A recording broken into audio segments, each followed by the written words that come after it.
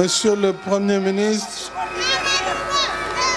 Monsieur le ministre des Infrastructures, des Transports terrestres et du désenclavement, Mesdames et Messieurs les ministres, Monsieur le gouverneur de la région de Thiès, Monsieur le préfet du département de Tivaouane, Madame la présidente du conseil départemental de Tivaouane, Monsieur le maire de Tivaouane,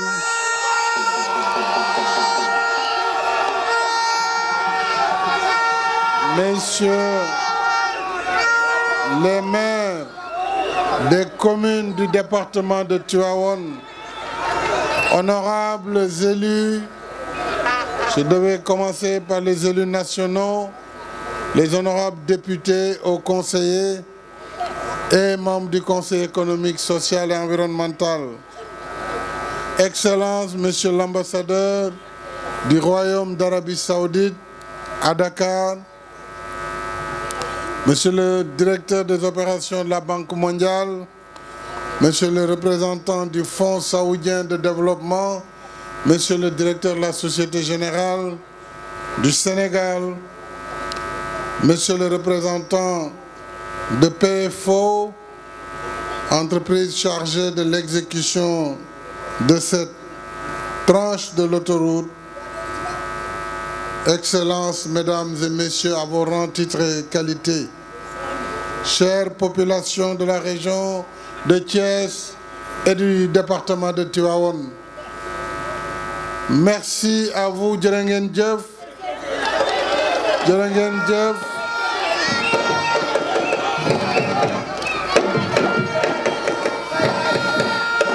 Merci pour votre accueil exceptionnel, votre accueil si chaleureux en cette terre du Cayor qui a rythmé l'histoire du Sénégal.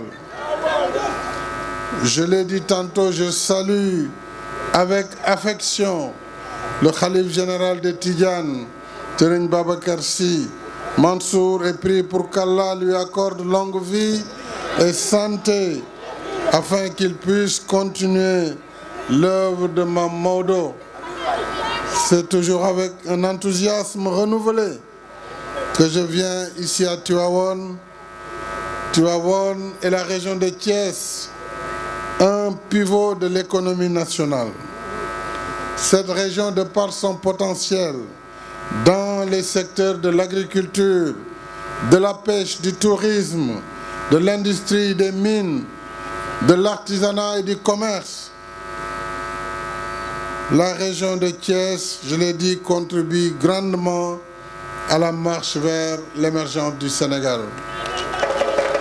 Elle occupe, vous le savez, la première place, du moins une place extrêmement importante dans la pêche artisanale, plus de 40% de la production nationale, mais également dans la production horticole, avec un tiers de la production nationale.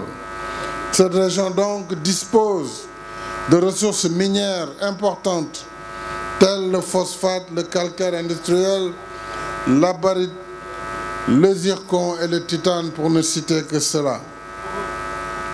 À cela s'ajoute l'exploitation prochaine de nos ressources gazières au large de Kayar, mais également de toute la chaîne de valeur d'activité entre Saint-Louis et Dakar, impactant ainsi votre belle région. L'exploitation optimale de ces ressources passe nécessairement par la réalisation d'infrastructures de qualité. C'est ce qui justifie notre présence ici pour procéder au lancement à partir de Tivaouane du premier maillon de l'autoroute Dakar-Tivaouane-Saint-Louis.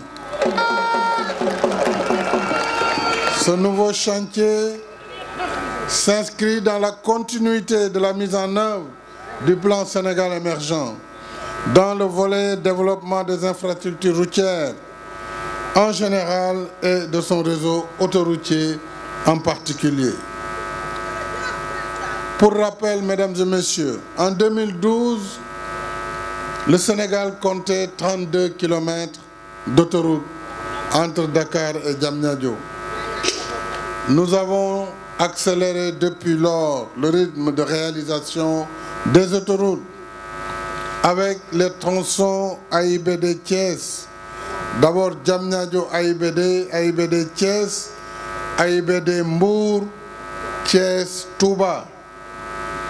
À cela s'ajoute aujourd'hui le tronçon en construction Mbour-Fatick-Kaolack, soit un total de 315 km d'autoroute.